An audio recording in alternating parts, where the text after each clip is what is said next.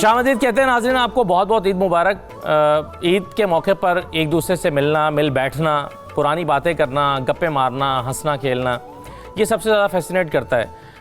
हम ईद के मौके पर बाज़ औक़ात फ़िल्मी सितारों के साथ बैठते हैं, अपने सीनियर्स के साथ बैठते हैं, दोस्तों के साथ बैठते हैं और कुछ पुराने वाक़यात का जिक्र करते हैं, कुछ पुरानी बातों को ताज़ा करते हैं। एक रूटीन भी ब्रेक हो जाती है क्योंकि रोज़ाना सियासत की बातें करके, करंट अफेयर्स की बातें करके उकता चुके होते हैं। तो ईद के मौके पर आप भी कुछ ऐसा ही देखना चाह रहे होते हैं। तो आज ये जो ईद हम मना रहे हैं, इसमें थोड़ा सा मुख्तलिफ ये है कि ये ज़रा कोरोना से मुतासरा ईद इसको कहना चाहिए। और इस ईद पे उस तरह से मसरूफियत शायद नहीं रही या कम रही हैं। ईद की नमाज़ अदा करने के दौरान भी बहुत सारे लोग इस अफसोस का इजहार करते हुए नज़र आए कि वो ईद गले नहीं मिल पा रहे, जो कि एक रिवायत है और बड़ी शानदार रिवायत है। तो बहरहाल किसी हद तक की मुतासरा तो रही। तो कितनी मुख्तलिफ रही ये ईद माजी से। तो हमारे साथ आज जो मेहमान मौजूद हैं, इस यहाँ से स्टार्ट करते हुए, शुरू करते हुए बस आगे चलेंगे और फिर हम कुछ माजी की बातें करेंगे, कुछ पुरानी बातों को ताज़ा करेंगे, याद करेंगे और कुछ दिलचस्प चीज़ें आपके सामने रखेंगे। मेरे साथ इरशाद अहमद आरिफ साहब मौजूद हैं, सीनियर सहाफ़ी हैं। इरशाद साहब बहुत शुक्रिया, आपको ईद मुबारक, खुशामदीद। वसी शाह साहब हमारे साथ मौजूद हैं। आप रमज़ान में 92 न्यूज़ पर ही इफ्तार ट्रांसमिशन में देखते रहे, आपको भी शाह जी खुशामदीद और ईद मुबारक। हारून रशीद साहब हमारे साथ मौजूद हैं, सीनियर सहाफ़ी हैं, मुकाबिल प्रोग्राम में आप रोज़ाना उन्हें देखते हैं। हारून साहब आपको भी खुशामदीद और ईद मुबारक। कासिम अली शाह साहब हमारे साथ मौजूद हैं, मोटिवेशनल स्पीकर हैं, बहुत अच्छी बातें करते हैं, बहुत फ़ैन फॉलोइंग है कासिम अली शाह साहब की, बहुत से लोग उनसे बहुत कुछ सीखते हैं, एक उस्ताद हैं और बहुत से कॉन्सेप्ट लोगों के जो बेसिक बुनियादी चीज़ों के बारे में हैं और बुनियादी और सादा ज़िंदगी के बारे में वो बहुत क्लियर करते हैं। शाह जी आपको भी खुशामदीद कहते हैं और ईद मुबारक कहते हैं। मैं शाह साहब आपसे शुरू करते हुए मैं जानना ये चाहूँगा कि ये आज हमने लोगों को थोड़ा सा डिप्रेस देखा कि जी कैसी ईद आई है। एक तो ज़ाहिर है वो हमारा दिल अफसुर्दा थोड़ा सा रहा है हादसे की वजह से भी, लेकिन कोरोना की वजह से भी जो एक्टिविटीज़ हैं वो मुतासर हुई हैं, तो लोग गले नहीं मिल पाए, उस तरह से ईद नहीं मिल पाए। तो कितनी मुख्तलिफ रही और इसमें क्या दिल तोड़ने की बात है, यानी बहुत अफसुर्दा होने की बात भी है? नहीं, अफसुर्दा होने वाली तो उस हादसे के हवाले से है या कोरोना भी एक आफत है उसके हवाले से, अदरवाइज़ तो नहीं है। लेकिन वो जो ईद की तैयारियों का जोश जज्बा होता था वो ना होने की वजह से ईद का दिन भी ज़ाहिर बात है फिर वो उस तरह का नहीं रहा। एक तो वजह ये हुई। दूसरा चूँकि समाजी फासले की पाबंदी हम जैसे लोग तो लाजमन कर रहे हैं और हमारे मिलने वाले भी, तो ये जो होता था कि ईद के फ़ौरन बाद मेल मिलाप शुरू हो जाता था, वो नहीं हुआ। ना कहीं जाना हो सका, ना कोई आया, तो वो भी एक मामला रहा। जब किसी ने आना भी नहीं है, कहीं जाना भी नहीं है, तो ज़ाहिर बात है फिर कपड़े पहनना, फिर वो कुछ तैयार करना, घर में भरपूर तैयारी करना, सिवाय नमाज ईद के और कोई एक्टिविटी रही नहीं थी।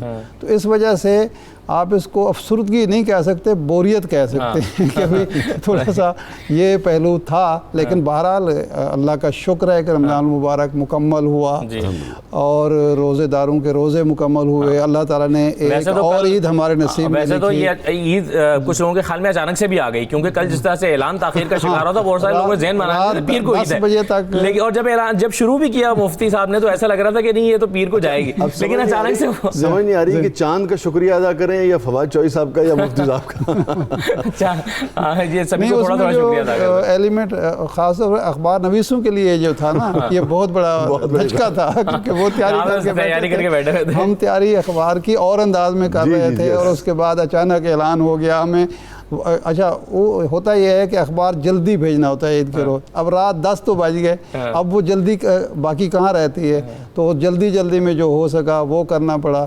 और जो तैयारी करके बैठे थे कि कल भी आराम से आएंगे, काम करेंगे, उसके बाद जाएंगे, परसों ईद मनाएंगे, वो भी हो गए। जिन लोगों की एतवार की छुट्टी होती है, वीकली ऑफ होती है, वो सबसे ज़्यादा अफसुर्दा थे। शाह जी अब तो वैसे बरस हो गए, आपको सेलिब्रिटी बने हुए, लेकिन उससे पहले आपको याद है कि आपकी तब कैसी थी और उसके बाद कैसे मुख्तलिफ हुई? मतलब बरस मैंने इसलिए कहा कि मैंने आपको जब पहली मरतबा कॉलेज के ज़माने में देखा, आप मैं एफसी कॉलेज में पढ़ता था, आप वहाँ पर तशरीफ़ लाए और आप अपनी शोहरत के उरूज पर थे माशाल्लाह, जैसे आज भी है। तो वहाँ पर किसी ने शोर उठा कॉलेज में कि वसी शाह हैं, वसी शाह हैं। तो हमने कहा हम भी देखते हैं, जाके दीदार करते हैं वसी शाह का। तो हम जब बढ़े तो वसी शाह साहब लड़कियों के हुजूम में खड़े थे। तो वो मुझे आज भी मंजर याद है कि वसी शाह साहब को लड़कियों ने घेरा हुआ था और मेरी मुलाकात नहीं हो पाई थी मैं आपको एक बात बता मेरे लिए, मैं उन लोगों में से हूँ जिनको बहुत जल्दी इस मुल्क में अल्लाह ताला ने मोहब्बत और इज़्ज़त और उससे नवाजा, बहुत लोगों को बहुत ही प्यार मिला।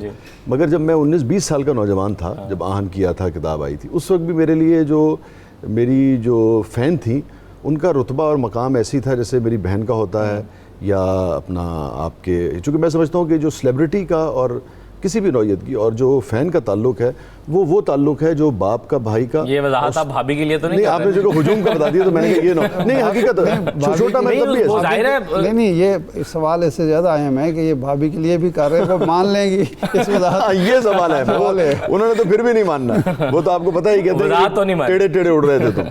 तो ये बड़ा खूबसूरत रिश्ता होता है। तो हुजूम में बताने का मकसद है कि हुजूम ज़रूर होगा, यकीनन होगा, लेकिन वैसे ही हमारे लिए वो काबिल एहतराम होती हैं जैसे आपकी बहन है, आपकी बेटी तो है। सवाल मेरा ये था कि एक सेलिब्रिटी बनने से पहले की ईद और उसके बाद की ईद में क्या फ़र्क होता है? यार देखें, ये फ़र्क है कि इस ईद को, इस कोरोना को भी, इस हादसे को भी सब भूल जाएंगे। हादसा तो खैर एक अलग से आ गया, लेकिन कोरोना तो एक तसलसल से चल रहा था। इसको अगर कोई नहीं भूलेगा ना तो आज के दौर का बच्चा नहीं भूलेगा, क्योंकि सबसे ज़्यादा नुकसान जो है इस कोरोना ने बच्चे का किया है, क्योंकि उसकी ईदी जो है वो बहुत सारे लोगों की मारी गई जो उसने पिछले 2 महीने से टारगेट कर रखे थे। मुख्तलिफ़ तरह के अंकल, मुख्तलिफ़ तरह की आंटियाँ, चचा, मामू, ताया, दोस्त, वालिद के दोस्त, उनमें से बहुत सारे लोगों से मुलाकात इस मरतबा नहीं हो सकी है। तो वाली बात है, जब वो चली जाएगी तो बाद में कौन आपको पता उजरत देता है हमारे यहाँ। बड़ों का तो फ़ायदा हो गया, बड़ों का तो फ़ायदा हो गया, लेकिन मैं आपको एक शाहजी एक कंपनसेशन भी है बच्चों के लिए कि पहली दफ़ा वो एक ऐसी ईद मना रहे हैं जहाँ 1.5 महीना 2 महीने उन्हें माँ बाप बहन भाई के साथ इकट्ठे गुजारा, क्योंकि पहले उनको वालिदैन की मसरूफियात की वजह से वक्त नहीं मिलता था और वो चाहते थे, वो ईद का इंतज़ार इसलिए करते थे कि चलो जी 2 दिन तो इकट्ठे गुजार लेंगे, लेकिन अब वो 1-1.5 महीने से इकट्ठे गुजार रहे हैं। तो ये खुशी जो है ना वो कंपनसेट करेगी इस बात को चलो ईदी कम भी मिली है तो कोई फ़र्क नहीं पड़ता, लेकिन खुशी ये है कि जी हमने इकट्ठा वक्त गुजारा। और छोटे बच्चे जो स्कूल नहीं जा रहे वो सबसे ज़्यादा खुश है कि हमें स्कूल की ज़हमत नहीं उठानी। हाँ, उनको बहुत खुशी, क्योंकि वो एक बड़ा अवामी सा गीत था ना कि जिसने मेरे दिल को दर्द दिया उस शक्ल को मैंने भुलाया नहीं। आज तक वो अंकल और आंटी जिन्होंने मुझे ईद पे ईदी नहीं दी थी, उनकी तस्वीर जो है ना वो मेरे ध्यान में भूला नहीं हूँ मैं। तो बच्चों को मुझे लगता है कि ज़रा नुकसान हुआ है। बिल्कुल सही है हारून साहब, मैं हमेशा से इंटरेस्टेड रहता हूँ कि अपने जो सीनियर्स हैं उनके इब्तदाई दिनों के बारे में जानूं, ताकि एक मोटिवेशन मिलती है कि हम जब कि आपके जो इब्तदाई दिन थे जिसमें आप अपने करियर के आगाज़ में थे और हमारा, फिर हम कंपैरिजन करके उससे देखें कि हम किस तरह से काम करें और हमारे सीखने के लिए क्या है। तो कुछ बताएंगे आप इस फील्ड की तरफ कैसे आए? जर्नलिज्म, अखबार नवीसी आपने चूज़ किया, इसको हादसाती तौर पर आ गए, पैशन था आपका? इब्तदा में कितनी तनख्वाह आपको मिलती थी और इब्तदाई दिनों में आपकी मसरूफियत क्या होती थी अखबार में?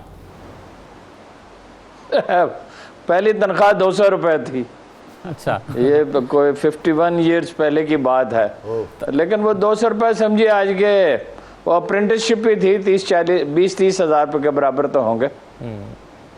और जर्नलिज्म में आने का फैसला खुद किया, वरना ख़ानदान के लोग राज़ी नहीं थे और बड़ी मुश्किल से गुजरे घर वालों को मनाने के लिए। खैर किसी न किसी तरह मान गए और 6-7 साल मुझ पर तरस खाते रहे कि किस मुसीबत में फंस गया। अच्छा भला MBBS डॉक्टर बन सकता था, CSS कर सकता था, मगर ये कि ग्रेजुअली बहरहाल हालात बेहतर होते गए तो ठीक हो गई सूरत हाल। अच्छा, तो हारून साहब, इब्तदा में आप क्या काम किया करते थे और कब आपको लगा कि बड़े सही जगह पर आप आ गए हैं और वहाँ से आपको फिर आपका राइज शुरू हुआ, उरूज मिलना शुरू हो गया? नहीं, वो तो पहले दिन से ही मुझे ख्याल था कि मैं ठीक जगह पे हूँ और मुझे कोई शुबा नहीं था कि इंशाल्लाह अगर मेहनत की जाए, और मेहनत बहुत करनी पड़ती थी, मुशक्क़त अब उसका अंदाज़ा नहीं हो सकता, इसलिए कि बग़ैर टेप रिकॉर्डर के मॉनिटरिंग करनी पड़ती थी। और न्यूज़ रूम में काम करते हुए अचानक हुक्म मिलता था कि वो चले जाएँ, वहाँ एक जलसा है, उसकी रिपोर्टिंग करके वापस आके फिर काम शुरू कर दें और टेंडर नोटिस का तर्जमा कर दें और एक एडिटोरियल नोट लिख दें, और ये कॉलम अधूरा रह गया तो इसका एक चैप्टर लिख दें। हमारे उस्ताद थे कोहिस्तान में, तो वो कहते ये कॉलम आज मैं थका हुआ, ये तो मैं मुकम्मल कर दो। शुरू में बड़ा अजीब लगता था और एक एडिटोरियल नोट लिख दें, बड़ी घबराहट होती थी शुरू में तो ज़ाहिर है, लेकिन असातिज़ा अच्छे थे, बहुत सख्त काम लेते थे और टाइम का कोई तसव्वुर नहीं था उस वक्त। सुबह 11 बजे आमतौर पे जाते थे, कभी ज़रा तख़ीर से भी, कभी ज़रा पहले भी, और थक जाते थे तो चले जाते थे। तो अब अलबत्ता कभी कभी अफसोस होता है जो माहौल हो गया है जर्नलिज्म का, वरना बड़ा अच्छा वक्त गुजरा, पूरे 51 ईयर्स गुजर गए, और अप्रेंटिसशिप का पीरियड शामिल कर लिया जाए तो इस जून में 52 ईयर्स हो गए। माशाल्लाह, ज़बरदस्त। अच्छा, कासिम अली शाह साहब की तरफ बढ़ते हैं, लेकिन शाह साहब अगर आप भी अपना ये तजुर्बा शेयर करें कि आप कैसे आए अखबार नवीसी की तरफ, चूज़ किया आपने? ये देखें, बचपन में जिन लोगों को मुताले का और ख़ास तौर पर अखबार के मुताले का शौक़ था या मौका मिला ना, उन्होंने ज़रूर सोचा कि मुझे अखबार नवीस बनना चाहिए। अब कितने बन पाए ये तो मुझे नहीं मालूम, लेकिन मैंने कम अज़ कम 5वीं या 6ठी जमात में ये सोचा था कि मौका मिला तो अखबार नवीस बनूँगा। और उसकी वजह ये थी कि असातिज़ा अच्छे मिले, और असल में असातिज़ा ही आगे की रहनुमाई करते हैं। तो उन्होंने हमें अखबार बीनी की, हमारे एक टीचर थे, उन्होंने पूरी क्लास जो थी 5वीं में, वो कहते थे कि अखबार पढ़ना है, आके पहला जो पीरियड होगा उसमें आपने अखबार पढ़ना है। और वो संडे वाले दिन 1 घंटे के लिए बुलाते थे और फिर इम्तिहान लेते थे पूरे हफ्ते का, जी कौन कौन सी खबर ये वो। इतनी समझ तो नहीं थी उस वक्त। 6ठी में फिर एक लिख के भेजा, उस वक्त नया नया मशरिक़ अखबार आया था, वो छप गया छोटा सा। उससे वो फिर हौसला बढ़ गया कि जी कुछ ना कुछ करना चाहिए। और मैं हारून साहब से 10 साल बाद सहाफ़त में आए हूँ, 600 रुपये उस वक्त तनख्वाह थी। तो ये तो बचपन में था, मौका जब मिला अल्लाह तबारक तआला ने दे दिया, और अच्छे इदारों में यानी काम करने का।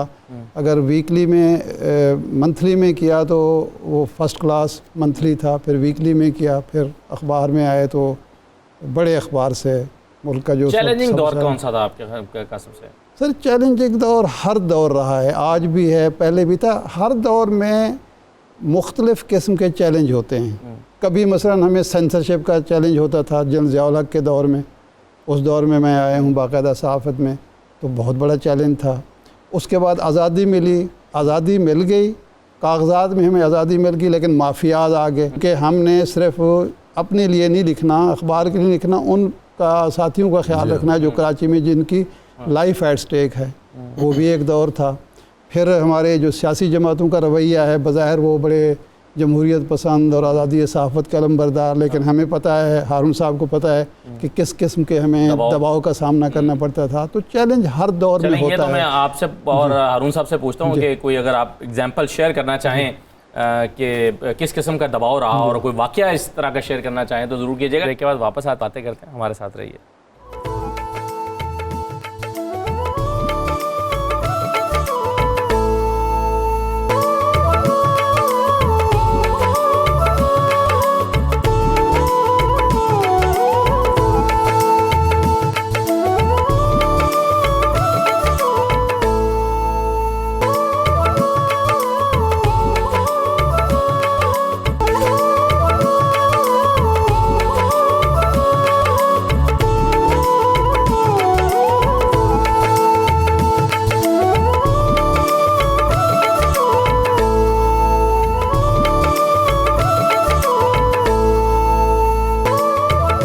दोबारा आपको खुशामदीद कहते हैं। हमारे साथ मेहमान मौजूद हैं कासिम अली शाह साहब। मैं आप अभी इब्तिदा में जिक्र कर रहा था कि आज कुछ लोग उदास भी दिखे कि ये कैसी ईद आई है, कोरोना से मुतासर है, नमाज ईद उस तरह से नहीं हो सकी, या गले नहीं मिला जा सका, और घरों पर बंद हैं, वो महफिलें नहीं हो पा रही, वो दोस्तों की, वो फैमिलीज़ की।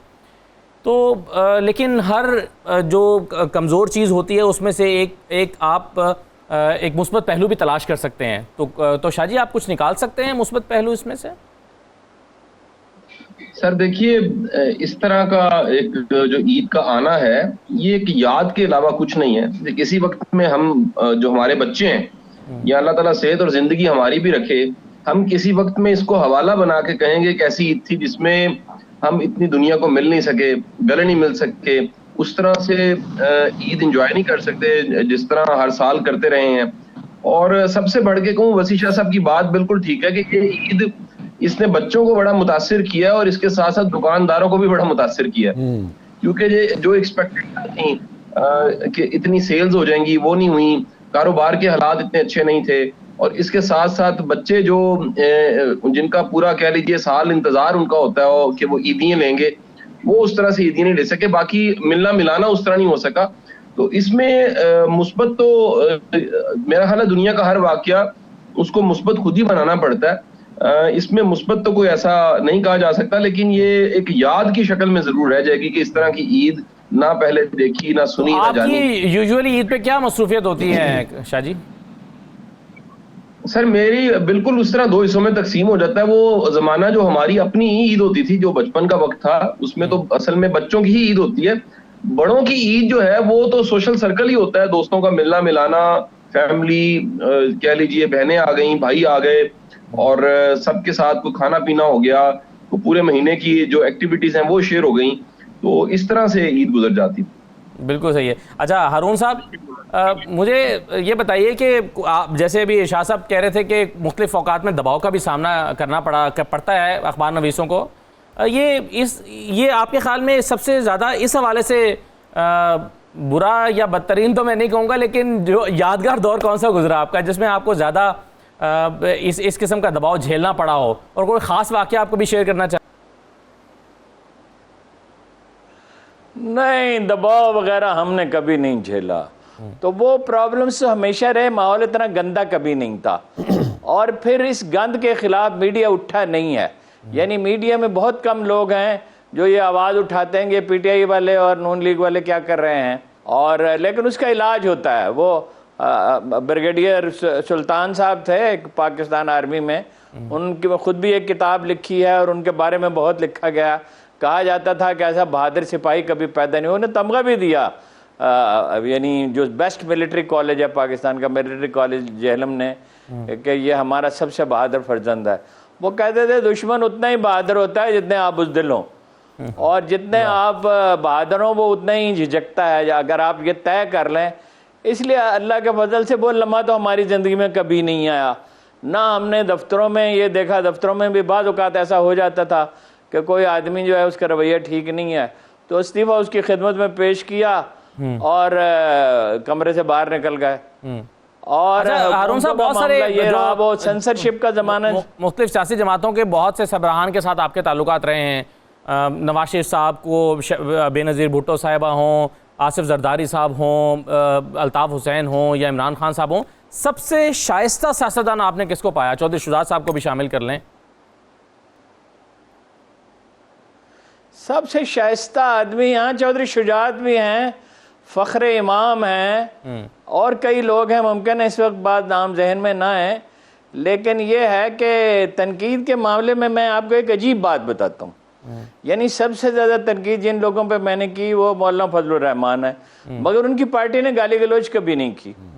जमात इस्लामी वाले तनकीद करते हैं जवाब में, लेकिन कम ही करते हैं, मगर गाली गलौज उन्होंने कभी नहीं की। इस्लामी जमीयत तलबा वालों का रवैया अलबत्ता मुख्तलिफ था, एक ज़माने में उन्होंने धमकियाँ भी दी जब इमरान खान वाला वाक़या पेश आया। लेकिन मैं ईमानदारी से आपसे अर्ज़ करूँ कि एक ज़माने में कराहत और कोफ्त होती थी, अब कम होती है। अब ये बात समझ में आ गई जो जनाब जुनैद ने कहा था, जुनैद बगदाद ने, कि अज़ल से ऐसा ही होता है और अब तक ऐसा ही होता रहेगा, ये कारोबार दुनिया है। हुसैन बिन मंसूर हल्लाज से कहा था। अच्छा वसी शाह साहब, ये बताइए कि आपने बहुत से काम किए और कर रहे हैं, मतलब शायरी भी की, अदाकारी भी की, ड्रामे भी लिखे, अदाकारी बहुत कम आगाज़ में की, लेकिन फिर उसके बाद फिर ड्रामे बहुत से लिखे, मेज़बानी की। आपको सबसे ज़्यादा मज़ा किस काम में आया, जिस काम में ज़्यादा पैसे मिलते हैं? नहीं बखुदा नहीं। मैं कभी ऐसा, मैं आपको बताऊं, मैं एक शो से वाबस्ता रहा और जो हमारे दोस्त एक इदारे में बड़ी अहम पोजीशन पे थे, मैंने उनसे कहा कि यार ये इदारा मुझे, अगर मैं जो शो कर रहा हूँ ये अगर 20 रुपए मुझे मिलते हैं, लेकिन मैं अपनी मर्ज़ी का शो करना चाहता हूँ, आप मुझे 10 दे दें। पैसा कभी, अल्हम्दुलिल्लाह, ये मेरे हमारे बड़े हैं इरशाद भाई, हारून भाई से बेपनाह दोस्ती है, बहुत शफकत करते हैं मेरे पे, जानते हैं, कभी नेवर, कभी पैसा प्रायोरिटी इस हवाले से नहीं रहा। कोशिश ये की कि अपनी मर्जी का काम करें। मर्जी का काम करने का बाज़ औक़ात आपको मीडिया में मौका नहीं मिलता, लेकिन मुझे कह लेने थे मर्जी का काम ये था, जैसे 92 में इस मरतबा हमने ट्रांसमिशन की थी, तो आप यकीन करें कि इस वक्त मुझे जितने मुआवजा 92 ने दिया है, अगर इसका 3 गुना भी कोई और देता किसी और तरीके से करने का, तो खुदा की कसम मैं वो नहीं करता, ना आगे करूंगा। अगर मुझे ये मौका मिलेगा तो मैं कम कीमत पर, किस चीज में आ रहा है काम, मजा जो है, ये तो एक बात होगी। लेकिन शायरी जो है ना, वो तो ज़मीन के सफ़र में आसमानी चीज़ है। वाह वाह। तो शायरी जैसी तो कोई चीज़ है ही नहीं। और यानी कि अखबार नवीसी भी किया आपने, कॉलम भी लिखा। जी जी जी, वो उसमें होता ये है, देखिए बुनियादी तौर पे एक ही काम है। अदाकारी छोड़ने की इब्तिदा में न करने की वजह यही थी कि वो एक अलग से काम था, अलग से शोबा था। अखबार नवीसी है, अखबार नवीसी उस तरीके से नहीं, लेकिन कॉलम निगारी जिसे आप कह लीजिए वो है, या शोज़ हैं, ये बुनियादी तौर पे सारे इल्म से जुड़े हुए जी चीज़ें हैं। आप जो पढ़ते हैं उसका इजहार जो है बाज़ औक़ात फॉर्मेट जो है वो मुख्तलिफ होता है। कुछ का इजहार शायरी के ज़रिए होता है, कुछ चीज़ों का इजहार जो है वो कॉलम के ज़रिए हो जाता है। बाज़ औक़ात आप मिसाल के तौर पे जैसे दीन जो है मेरा वो बड़ा, यानी कि मैं दीन का तालिब इल्म हूँ और मुझे बहुत ही अच्छा लगता है दीन के बारे में पढ़ना, ओवरऑल अदियान के बारे में पढ़ना। लेकिन मेरे लिए ये मुमकिन नहीं है कि मैं शायरी के अंदर उसका उस तरीके से भरपूर इजहार जो है वो कर सकूँ। तो जैसे ये 92 का प्लेटफॉर्म था, या मजहबी ट्रांसमिशन जो है आप उसका हिस्सा करते हैं तो उसका इजहार हो जाता है। इस तरीके से अब जब मैं ये ट्रांसमिशन कर रहा था तो जो मेरी पॉलिटिकल व्यूज़ हैं, पॉलिटिकल आइडियोलॉजीज़ हैं, या सियासत के हवाले से या सियासी अमूर पे अगर आपने कोई बात करनी है तो वो उस प्रोग्राम में मुमकिन नहीं था, चूँकि एक दायरा उसके गिर्द लगा हुआ था। और बड़ी मकबूलियत जी, मिली बस इस प्रोग्राम को, बहुत सारे दोस्त साथ थे और उसमें थोड़ा सा मेरा भी हिस्सा था। तो लेकिन सबसे खूबसूरत चीज़ जो मुझे लगती है वो शायरी है। अगर ये मेरे बहुत सारे माली मामला ज़िंदगी के हल हो जाए, जो अल्लाह ने चाहा कि हो जाएंगे इंशाल्लाह, तो वो शायरी करेंगे बैठ के और कुछ नहीं हल तलब है। वो हज़ारों ख्वाहिशें ऐसी कि हर ख्वाहिश पे दम निकले। याद है आपको पहला शेर कब कहा था और क्या कहा था? पहला शेर याद है? यार पहला शेर मैं इसलिए नहीं सुनाऊंगा कि मेरे दो उस्ताद यहाँ तशरीफ फरमा है, इरशाद भाई और हारून भाई, वो बेवजन था। हाँ, और बड़े बाज़ो, खौफनाक हद तक बाज़ो नहीं, लेकिन आप बेवजन शेर सुना दे और कहें मैंने 5वीं क्लास में लिखा था, तो मैंने 5वीं से भी पहले लिखा था। तो फिर मेरे वालिद साहब की जब डेथ हुई थी, मैं 8 बरस का था, 8 साल का, उस वक्त मैंने पहला शेर लिखा था। तो मुझसे आप पहला ना पूछिएगा, वो ऐसे भी जरा जज्बाती किस्म का है बहुत। चले पहला बावजन शेर जो है वो बता दें। हाँ, पहला बावजन शेर मुझे याद है, जिसमें मुझे सरगोदा शहर के जो अहले इल्म थे, डॉक्टर वजीर आगा की जो महफिल होती थी उसमें जिसमें दाद हुई थी, वो शेर डिस्कस हुआ था और जो सीनियर लिखने वाले थे उन्होंने कहा था कि अच्छा इस नौजवान में बहुत इम्कानात हैं शायरी के। ये उनके अल्फाज हैं, मुझे वो था, तुम्हें भुलाना ही अव्वल तो दस्तरस में नहीं। वाह। हारून भाई शेर सुनिएगा, शाह साहब आप भी सुनिएगा। तुम्हें भुलाना ही अव्वल तो दस्तरस में नहीं, जो इख्तियार भी होता तो क्या भुला देते। वाह वाह वाह, ये पहला शेर, बहुत खूब। ये पहली गजल भी थी जो सरगोदा के एक जरीदे में छपी। क्या बात है, बहुत खूब। तुम्हें भुलाना ही अव्वल तो दस्तरस में नहीं, जो इख्तियार भी होता तो क्या भुलाते। समातों को मैं ताउम्र कोसता सैयद, समातों को मैं ताउम्र कोसता सैयद, वो कुछ ना कहते मगर होंठ तो हिला देते। वाह वाह, ये पहली गजल। वाह वाह वाह। एक छोटा सा ब्रेक ले लेते हैं जी, ब्रेक के बाद वापस बातें करते हैं, हमारे साथ रहिए।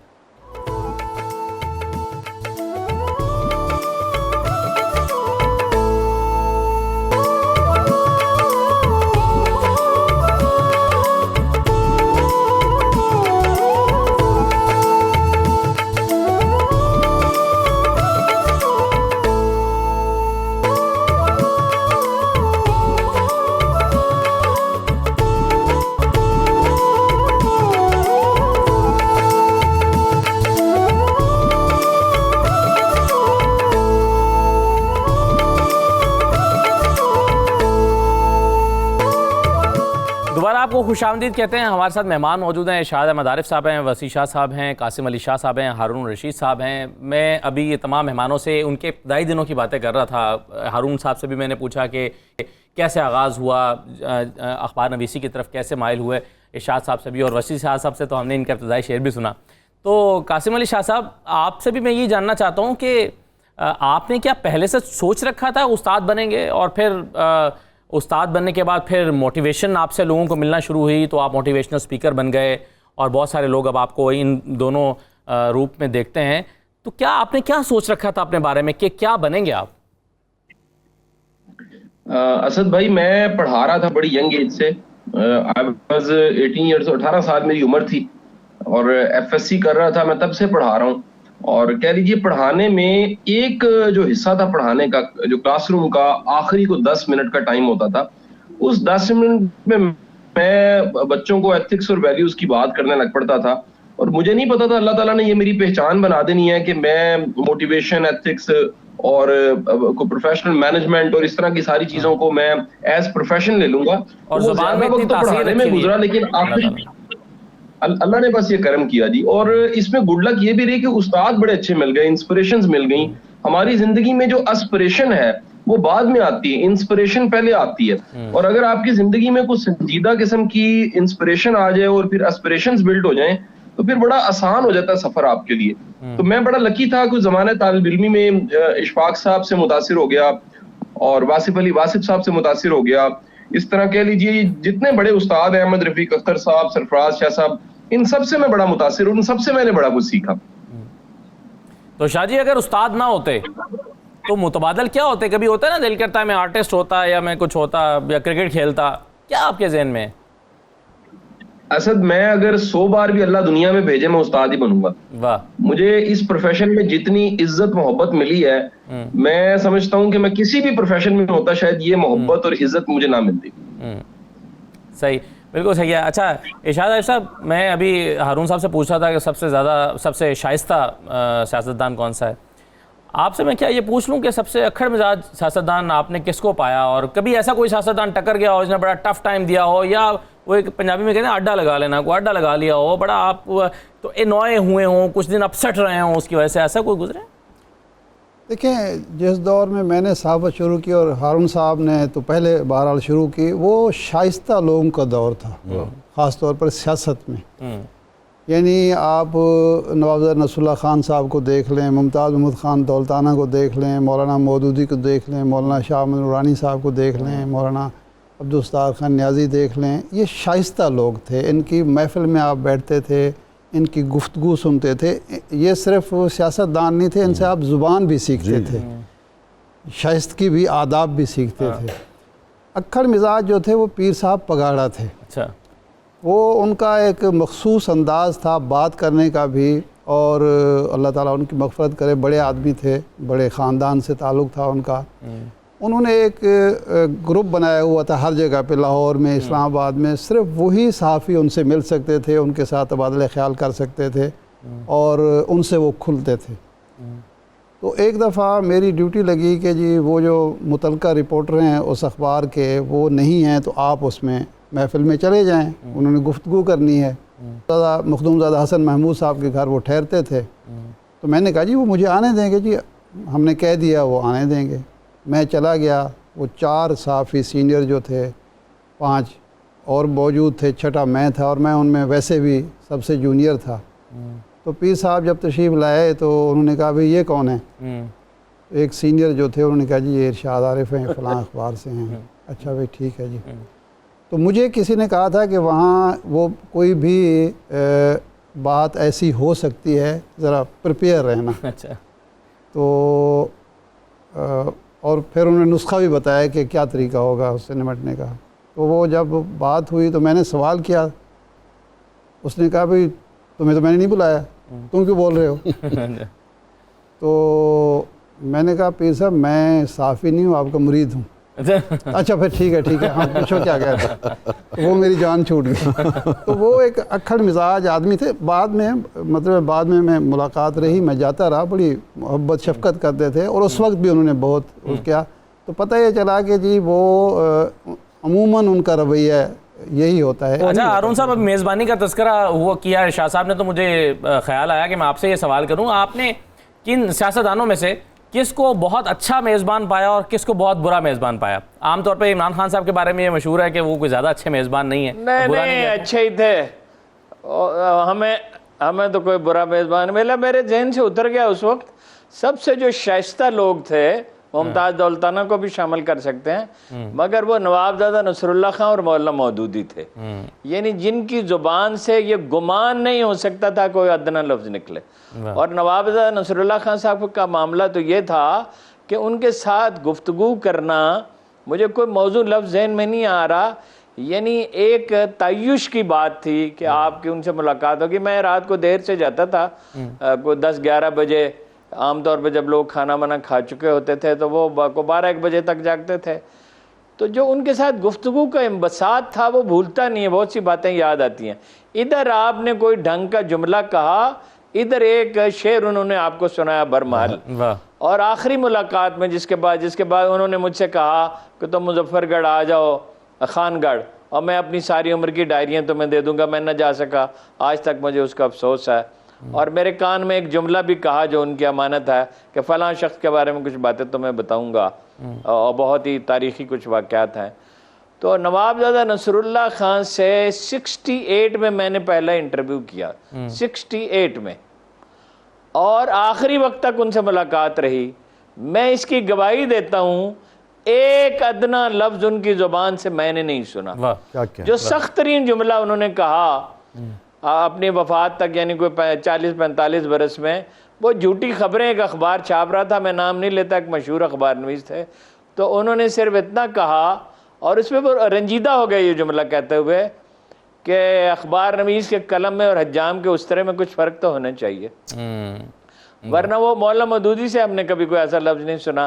अच्छा, फिर एक और अजीब बात है, आपको मुलाकात के लिए वक्त तय करने की ज़रूरत नहीं थी। अच्छा, अब हारून साहब, इस वक्त तो जर्नलिज्म जो है ना, उसके भी कुछ सहल पसंद भी हो गए हैं। हम देखते हैं व्हाट्सएप पे रिपोर्टिंग हो रही है, नहीं एक रिपोर्टर एक इवेंट को कवर कर रहा होता है, वो व्हाट्सएप ग्रुप में डालता है, वो सब अपने अपने इदारों में भिजवा देते हैं। यही वजह है कि एक गलती छपती है तो सब जगह पे वो गलत कोड हो जाती है और सुप्रीम कोर्ट अगले दिन सबको बुला लेती है। लेकिन एक ज़माना था, मैं चौधरी शुजात साहब की किताब पढ़ा था जिसमें वो कह रहे थे कि जब अपोजिशन की जमातों ने एक अलायंस बनाया तो उसमें वो इन कैमरा सेशंस थे। हमने सोचा कि इसकी कोई बाहर कवरेज नहीं, मतलब अखबार नवीसों के पास नहीं जाएगी, लेकिन अगले दिन वो अखबार में छप जाती थी। तो फिर कुछ दिन के बाद पता चला, जब एक सियासी रहनुमा जो बैठे हुए थे मीटिंग में, उनका पाँव टेबल में किसी के नीचे किसी से टकराया, तो पता चला कि एक रिपोर्टर वहाँ पर आके बैठ जाते हैं टेप रिकॉर्डर लेकर, और वो उसको कवर कर अगले दिन वो अखबार में छाप देते हैं। वो सऊद साहिर शायद उनके बारे में उन्होंने लिखा।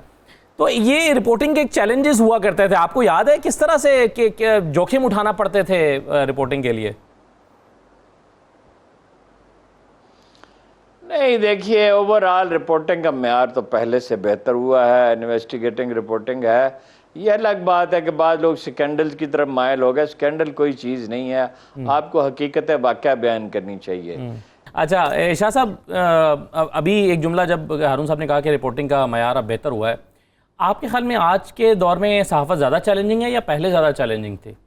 मैं अर्ज़ करूँ कि ये चैलेंजिंग हर दौर में रही है। आज के दौर में इसलिए ज़्यादा है कि अब जो पहले जो रिसोर्सेज थे ना अखबार नवीसों के पास, वो कम होते थे, उनको फुटवर्क बहुत ज़्यादा करना पड़ता था, पैदल चल रहे हैं, साइकिल पे जा रहे हैं, या अब सारा कुछ मौजूद है। इसके बावजूद अगर एक रिपोर्टर नाकाम रहता है तो इसका मतलब है कि वो बड़ी नाकामी है। मेरे में कभी कभी सवाल ये आता है शाह साहब कि अब तो जैसे बहुत सारे लोग इसलिए आते हैं कि उन्हें बहुत शोहरत मिलेगी टेलीविज़न पर या अच्छे पैसे मिलते हैं जर्नलिज्म में। उस ज़माने में लोग क्यों ये जर्नलिज्म ज्वाइन करते थे जब आप 12 घंटे 15 घंटे आपने काम भी करना है, पैदल चलना है, फिर वो चैलेंजिंग भी है, ज़्यादा तनख्वाह भी नहीं थी। मैंने इब्तदा में जो अर्ज़ की थी ना कि कम अज़ कम मेरी नस्ल है, हारून साहब के हमसे पहले जो लोग हैं वो बाई चॉइस आते थे, वो इसलिए नहीं आते थे कि तनख्वाहें मिलेंगी। बिल्कुल सही। अच्छा शाह जी, इस वक्त बहुत से नौजवान जो हैं वो अच्छे शेर कह रहे हैं, रहमान फारिस अच्छा कह रहे हैं, तहजीब बहुत अच्छा कह रहे हैं, उमैर नजमी हैं और अली ज़रियून हैं और बहुत सारे लोग हैं, कराची के कुछ दोस्त हैं। आपका पसंदीदा नौजवान शायर कौन सा है? यार ये आपने जितने नाम लिए ना, ये सारे बड़ा अच्छा शेर कह रहे हैं, और किसी एक का जिक्र इसलिए है कि सब अपना एक फ़िज़ा कायम करता है। शायर जो है अपनी जमालियात की अपनी एक फ़िज़ा जो है वो कायम करता है, और वो सारे मंजर जो है आपको अच्छे लगते हैं। जैसे फूल होता है ना, मतलब ये मुख्तलिफ़ कलर्स के फूल हैं, तो आपको गुलाब भी इसमें है, इसमें दीगर फूल जो हैं वो भी हैं, उनकी खुशबू भी मुनफरिद है, उनका जो रंग जो है वो भी मुख्तलिफ है। ये सारी चीज़ें आपको अट्रैक्ट करती हैं। तो आपने बिल्कुल ठीक नाम लिए। इसमें एक नाम और आप डाल लें, अम्मार का। अम्मार भी बहुत अच्छा शेर, बहुत अच्छा शेर। तो ये पाँचों छः जो है ये बहुत अच्छा शेर कह रहे हैं, इसमें कोई शक नहीं। तो कुछ सुना दें सर। मैं आपको वही जिसका आप जिक्र कर रहे थे वो सुना देता हूँ। और हारून साहब चूँकि उर्दू के, मैंने आपको कहना, हमारे दो उस्ताद यहाँ बैठे हैं जी, तो ज़रा संभल के संभल के सुना। हाँ, वो क्या कहें तुझसे कि किस किस के करम हैं हम हैं। वाह। क्या कहें तुझसे कि किस किस के करम हैं हम हैं। यही साफ़ियों की जो उन्होंने अपना पूरी जो कथा सुनाई है वो यही है कि क्या कहें तुझसे कि किस किस के करम हैं हम हैं, कुछ तेरी दुनिया के सितम हैं हम हैं। क्या कहें तुझसे कि किस किस के करम हैं हम हैं, कुछ तेरी दुनिया के सितम हैं हम हैं। साकिया हिफ्ज़ मरातिब का ज़रा ध्यान रहे। वाह वाह वाह। या साकिया हिफ्ज़ मरातिब का ज़रा ध्यान रहे, जाम लगता है कि मयार से कम हैं हम हैं। वाह वाह वाह। साकिया हिफ्ज़ मरातिब का ज़रा ध्यान रहे, जाम लगता है कि मयार से कम है, हम हैं। और हाय क्या जान के दरवाज़ा न खोला उसने, वाह। हाय क्या जान के दरवाज़ा न खोला उसने, हाय क्या जान के दरवाज़ा न खोला उसने, वाह वाह। हाय क्या जान के दरवाज़ा न खोला उसने, हम पुकारा ही किए यार ये हम हैं, हम हैं। वाह वाह। हाय क्या जान के दरवाज़ा न खोला उसने, हम पुकारा ही किए यार ये हम हैं, हम हैं। और जिनको मजनू भी किया करता है झुककर आदाब, जिनको मजनू भी किया करता है झुककर आदाब, गरचे इस तरह के आशिक बड़े कम हैं, हम हैं। वाह वाह वाह। जिनको मजनू भी किया करता है झुककर आदाब, गरचे इस तरह के आशिक बड़े कम हैं, हम हैं। वाह। तूने पूछा है तो अहवाल बता देते हैं, वाह वाह वाह। तूने पूछा है तो अहवाल बता देते हैं, बस तेरी याद है और आखिरी दम है, हम हैं। शुक्रिया। तूने पूछा है तो अहवाल बता देते हैं, बस तेरी याद है और आखिरी दम है, हम हैं। और तू ही शिराज़े जान है, तू ही शिराज़े दिल, तू ही शिराज़े जान है, तू ही शिराज़े दिल, जब तलक हम पे तेरे जोरो सितम हैं, हम हैं। वाह वाह वाह। तू ही शिराज़े जान है, तू ही शिराज़े दिल, जब तलक हम पे तेरे जोरो सितम हैं, हम हैं। और ये हमारा है, किसी और का लाशा तो नहीं, ये हमारा है, किसी और का लाशा तो नहीं, किस लिए आँख के गोशे तेरे नम हैं, अरे ये तो हम हैं। वाह वाह वाह। ये हमारा है, किसी और का लाशा तो नहीं, किस लिए आँख के गोशे तेरे नम हैं, हम हैं। और गैर के दम से है रौनक भी चरागां भी बसी, गैर के दम से है रौनक भी चरागां भी बसी, तेरी महफिल में अगर सब्ज कदम हैं, वाह वाह वाह। गैर के दम से है रौनक भी चरागां भी बसी, तेरी महफिल में अगर सब्ज कदम हैं, हम हैं। और साकिया हमसे भी देरीना मरासिम है तेरे, मुझे याद आ गया साकिया हमसे भी देरीना मरासिम है तेरे, ये जो महरूम कदा गर के अलम हैं, हम हैं। वाह वाह वाह। ये जो महरूम कदा घर के अलम हैं, हम हैं। हाय क्या जान के दरवाजा न खोला उसने, हम पुकारा ही किए यार ये हम हैं, हम हैं। बहुत खूब वसीम भाई, बहुत खूब। शुक्रिया, बहुत शुक्रिया। आपने बहुत इज्जत अफजाई, थैंक यू सो मच। आमतौर पे ईद के शोज़ पहले से रिकॉर्ड हो जाते हैं ताकि मेहमानों को जहमत ना हो, लेकिन हम ईद के दिन इसलिए कर रहे थे कि ज़रा ईद की फील आपसे ले सकें, और आपने ईद के दिन ये इनायत की। बहुत शुक्रिया आप सबका, आपका भी, शाह साहब आपका भी, और हारून साहब आपका बहुत शुक्रिया। कासिम अली शाह साहब भी हमारे साथ मौजूद थे। आप सबको जाते जाते एक बार फिर बहुत ईद मुबारक। इजाज़त दीजिए, अल्लाह हाफ़िज़।